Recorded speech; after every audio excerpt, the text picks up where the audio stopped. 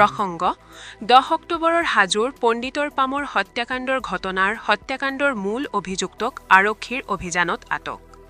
ৰশ্মি লালী নামৰ লোকজনক ভূমাফিয়াৰ এটা দলে বিগত 10 অক্টোবৰত ঘপিয়াই হত্যা কৰি পেলাই থৈ পলায়ন কৰিছিল। হাজোৰ পণ্ডিতৰ পামত চৰকাৰী ভূমিত ভূমাফিয়াই দীৰ্ঘদিনৰে পৰাই সন্ত্ৰাসৰ সৃষ্টি কৰাৰো ৰাইজৰ অভিযোগ আছিল।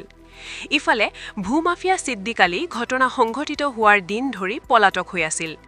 আজি ৰামদিয়া আৰক্ষী চকীৰ আৰক্ষীয়ে অভিযান চলাই ঘটনাৰ মূল অভিযুক্ত ছিদ্দিক আলীক গাঁওবুঢ়াপামৰ নিজ গৃহৰ পৰা আটক কৰিবলৈ সক্ষম হয়। সম্প্ৰতি আটকাধীন ছিদ্দিক আলীক অধিক তথ্যৰ বাবে ৰামদিয়া আৰক্ষীয়ে সোধপোছ অব্যাহত ৰাখিছে। হাজোৰ পৰা কমলাকান্ত দাসৰ ৰিপৰ্ট বটদ্ৰৱা লাইভ।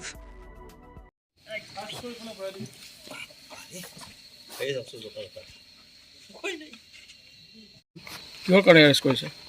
মইতো নাজানো। কেছ আছে কি কেছ?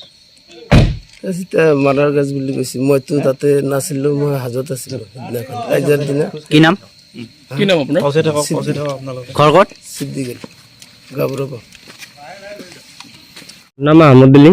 কি হৈছে মানে মোৰ ঘৰ বৰ্ষৰ কুৰিয়ামাৰী। মোৰ গাঁওবুঢ়াপামত মাটি আছিল মোৰ 8 হাতৰ।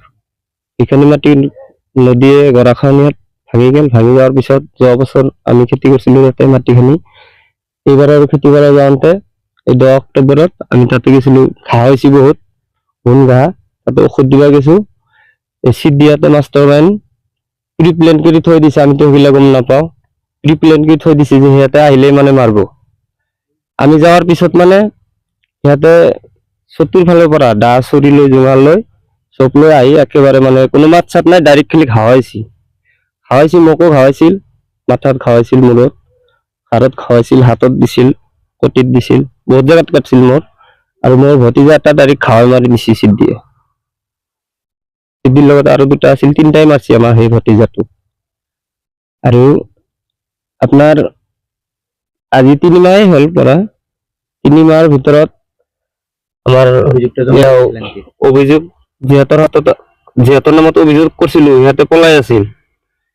আজি খবৰ পালো যে সিহঁতে তাৰমানে ওলাইছিল। হাজো ৰামদিয়া থানাৰ OC ছাৰে আমাক বহুত উপকাৰ কৰিছে। সিহঁতে আজি তাক এৰেষ্ট কৰি লৈ আহিছে। ছিদ্দিক আলীক এৰেষ্ট কৰিছে। গাঁওবুঢ়াপামৰ পৰা ধৰি আনিছে। আৰু আমি ন্যায় পাম বুলি আৰু ৰামদিয়া থানাৰ OC ছাৰে আমাক বহুত ভাল ন্যায় দিব বুলি আমি আশাবাদী।